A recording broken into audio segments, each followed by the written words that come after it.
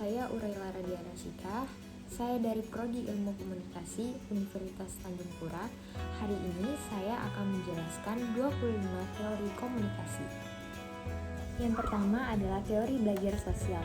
Teori ini adalah teori yang menunjukkan pentingnya proses mengamati dan meniru perilaku, sikap, dan emosi seseorang. Selanjutnya adalah teori kultivasi. Teori ini adalah teori komunikasi yang menjelaskan mengenai efek dari komunikasi massa. Teori ini berpandangan bahwa media massa memiliki efek bersifat kumulatif dan lebih berdampak pada tatanan sosial budaya dalam ruang lingkup masyarakat daripada personal individu. Selanjutnya, teori dialektika relasional. Teori ini menjelaskan suatu individu yang saling memaksakan keinginan masing-masing. Misalnya ketika saya ingin makan nasi goreng di mall, tetapi ibu saya pengennya makan nasi goreng di penjual dekat rumah. Selanjutnya, teori pelanggaran harapan. Teori ini adalah di mana realita yang terjadi tidak sesuai dengan yang diharapkan.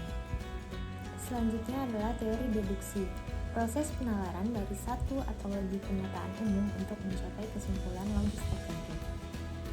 Selanjutnya, teori manajemen privasi komunikasi yang menjelaskan isu-isu keseharian yang menggambarkan kegiatan sehari-hari.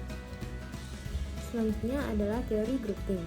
Teori ini adalah sebuah kelompok yang membuat keputusan di mana keputusannya itu yang tidak masuk akal untuk menolak anggapan publik yang sudah bukti nyatanya. Selanjutnya, teori penetrasi sosial, di mana teori ini menjelaskan hubungan manusia yang sebelumnya tidak intim menjadi intim. Selanjutnya, teori humanisme. Teori ini adalah teori yang mengatakan setiap siswa sebagai objek pembelajaran memiliki alasan yang berbeda dalam mempelajari bahasa. Contoh dalam sebuah kelas yang sedang mempelajari bahasa Jerman karena kebutuhan dia.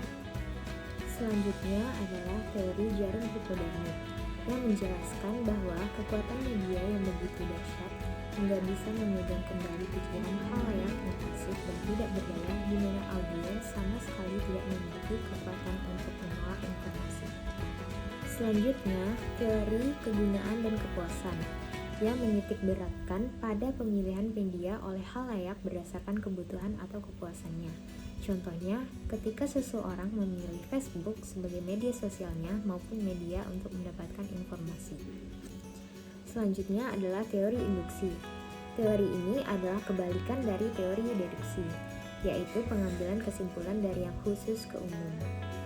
Selanjutnya adalah SOR atau kepanjangan dari Stimulus Organism Response yang menjelaskan bahwa dalam proses komunikasi terdapat reaksi yang diberikan oleh komunikan setelah mendapatkan informasi dari komunikator.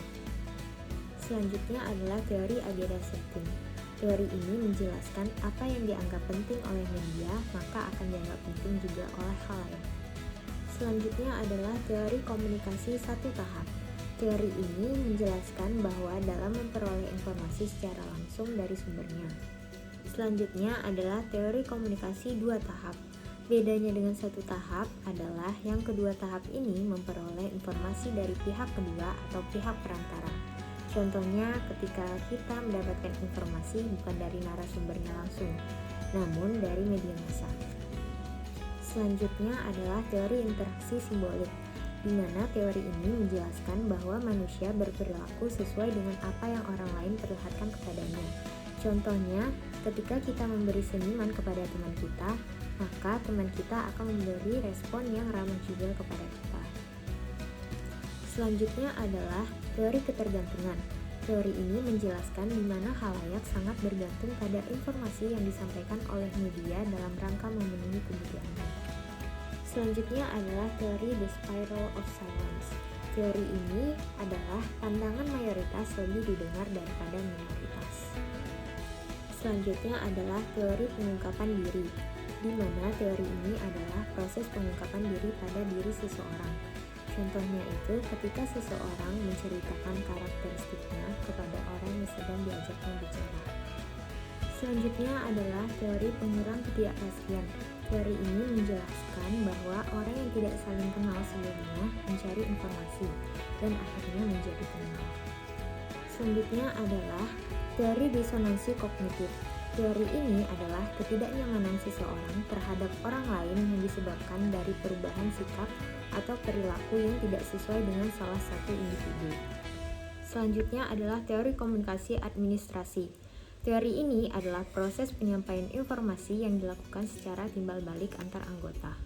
Selanjutnya adalah teori komunikasi Laswell, yang menjelaskan tentang bagaimana proses komunikasi dengan dirumuskan hanya dalam satu pernyataan, yaitu who, say what, in which channel, to whom, with what effect. Siapa, mengatakan apa, melalui saluran apa, kepada siapa, dan berefek apa. Selanjutnya adalah teori behaviorisme. Teori ini menjelaskan bahwa tingkah laku manusia memandang individu sebagai makhluk reaktif yang memberi respon terhadap lingkungan melalui pengalaman yang dapat membentuk perilaku mereka. Itulah 25 teori komunikasi yang sudah saya jelaskan. Apabila ada salah kata, saya mohon maaf. Sekian dan terima kasih.